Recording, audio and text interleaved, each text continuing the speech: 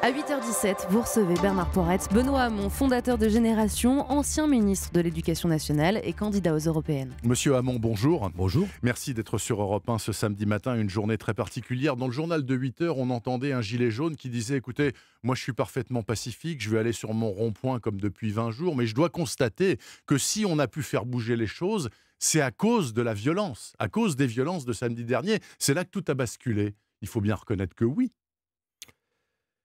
Sinon, je pense que la violence, elle abîme d'abord les revendications et le mouvement, parce que fondamentalement, depuis qu'il y a les violences, on parle beaucoup de maintien de l'ordre, on voit beaucoup le ministre de l'Intérieur, et sur le fond, on n'a pas beaucoup fait évoluer les choses. Il y a sans doute eu la suppression et l'annulation des taxes carburant, mais il n'y a toujours rien sur le SMIC, qui est une demande de ce mouvement. Il n'y a toujours rien sur la question des salaires en général. Oui. Comment est-ce qu'Emmanuel Macron, qui pourtant a des relais et des réseaux dans le patronat, comment les oblige-t-il à venir à la table pour, branche par branche, discuter des salaires qui n'augmentent pas depuis si longtemps? Comment est-ce qu'on fait évoluer la question de l'impôt sur la fortune, c'est-à-dire de la justice fiscale, qui était aussi une revendication légitime de ce mouvement, qui dit pour une infirmière qui paye 1000, 1500, 2000 euros d'impôts, pourquoi est-ce que moi je paye des impôts au cœur d'une sous-préfecture de l'Indre et que j'ai le droit à 4 fois moins de services publics que quelqu'un dans une grande région métropolitaine pour les mêmes impôts? Sur tout ça, il n'y a pas beaucoup de choses qui ont évolué. C'est pour ça que je crois que ce qui est frappant dans ce mouvement, c'est qu'il y a ceux qui sont violents, Oui, mais le mouvement garde le soutien de l'opinion publique. oui, 70%. C'est qu'il y a quelque chose de profond, de profondément légitime d'ailleurs à ces revendications et à cette mobilisation. Et là, moi, je constate avec regret que le gouvernement, jusqu'ici, le pouvoir, finalement, gère tout ça comme on gère une crise politique classique ou une crise sociale classique. Il vous semble que l'exécutif est débordé? Ou l'a été, en tout cas, ces derniers jours? J'ai le sentiment qu'il gère, vous voyez, c'est-à-dire qu'il a un problème et qu'il gère ça comme une crise sociale classique, qu'il ne prend pas la mesure, finalement, à la fois des ressorts sociaux, profonds, puissants, je les ai évoqués avant, la justice fiscale, la justice sociale, les inégalités, et des ressorts symboliques et psychologiques aussi très importants.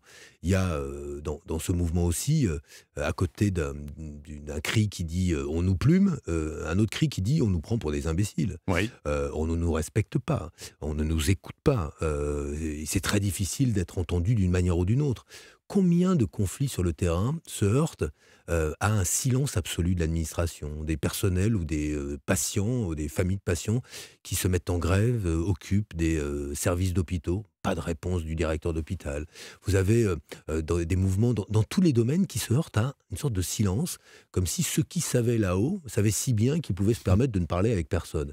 Je crois que ça fait des années que ça dure. C'est pas seulement le fait d'Emmanuel Macron, ça fait des années que ça dure et tout ça est en train de sauter. Et c'est pour ça que je pense que il faut prendre au sérieux ce mouvement et pas essayer de le gérer comme le fait le gouvernement en espérant sauver sa peau par quelques petites miettes que l'on distribuerait ici et là. Benoît Hamon, les marches pour le climat sont maintenues aujourd'hui en parallèle de ce qui se passe avec les Gilets jaunes.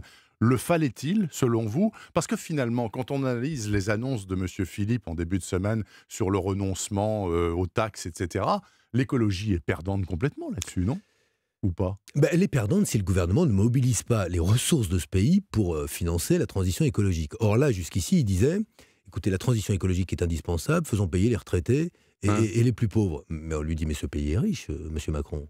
Ce pays est riche, d'ailleurs vous les connaissez les riches. Ils vous ont porté au pouvoir. Pourquoi aujourd'hui, la richesse de Total, la richesse des banques qui financent les investissements en matière d'énergie fossile, Vous on voulez le dit les pas taxer, assez. ça je sais Mais que oui, vous voulez les taxer mais lourdement. on voit qu'aujourd'hui, les banques, je vais citer des banques, une banque qui dit la banque du monde qui change, elle a une jolie fond vert, et qui met 12 milliards sur les dernières années de financement dans les énergies fossiles et quelques milliards, beaucoup moins, dans les énergies renouvelables. On a là, finalement, des investissements sales qui ne sont pas taxés. Donc il y a de la richesse, et elle n'est pas consacrée à la transition écologique.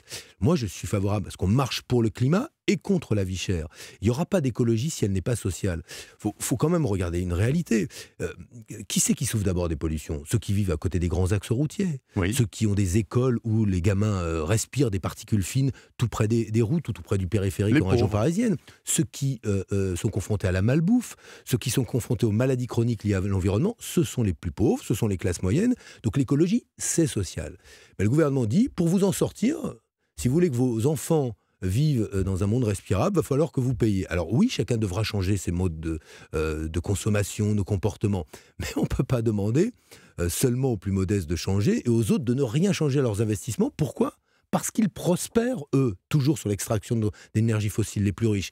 Et ce qui m'a, moi, choqué, d'un mot, c'est qu'on traite finalement les gens qui étaient dans la rue comme des égoïstes qui se désintéresseraient de l'avenir de leurs enfants parce qu'ils seraient Ils veulent juste faire le plein de diesel. Gavés au diesel et désintéressés par l'avenir de leurs enfants. Donc il n'y a pas d'opposition entre les fins de mois et la fin du monde. Mais il y en a excellente formule, et ceux qui marchent pour le climat, ils sont aussi contre la vie chère. Et c'est ça que vous allez défendre aux européennes ? Enfin, vous allez essayer, oui, en tout cas. Alors on verra les européennes, c'est dans quelques mois. Mais oui, c'est parce que le tic-tac climatique, il ne s'arrête pas pendant ce mouvement-là. Le tic-tac démocratique non plus, ou le risque d'avoir un jour un régime autoritaire en France. D'ailleurs, il y en a qui le souhaitent, y compris dans ce mouvement, on le voit bien. Mais moi, je ne veux ni l'autoritarisme d'un chef qui nous mènerait à la fin des libertés publiques, de la liberté de parole et de nos droits fondamentaux, ni la forme d'aveuglement de nos élites actuelles qui continuent à expliquer que la dette financière est plus importante que la dette écologique. Mais allez-vous me dire à qui rembourse-t-on la dette écologique ? Ça ne se rembourse pas. Non. Quand on assiste à la fonte de nos glaciers, à la fonte de la calotte glaciaire dans les pôles, mais ça ne se reconstitue pas. Or, ce tic-tac qui se poursuit, donc oui, au niveau européen, parce qu'il n'y a que cette échelle-là qui est la bonne. On pourrait débattre à l'infini sur la nation, l'Europe. Si on veut éviter le réchauffement climatique, il n'y a qu'au niveau européen qu'on peut agir efficacement. Donc oui, nous allons nous inscrire dans la volonté de répondre, en tout cas de prendre en charge, et ce compte à rebours climatique, et ce compte à rebours démocratique, avec ambition, c'est-à-dire en étant écolo et social. Merci beaucoup Benoît Hamon, dirigeant du mouvement Génération, donc qui sera candidat tête de liste aux européennes. Une liste encore à créer, bien sûr, baptisée Alliance Citoyenne. Merci Monsieur Hamon, bon Merci week-end. Pour votre invitation. Vous pouvez retrouver cette interview sur europe1.fr. Très bon samedi matin, il est 8h25. À suivre dans une poignée de secondes, Valérie Darmon et son indice.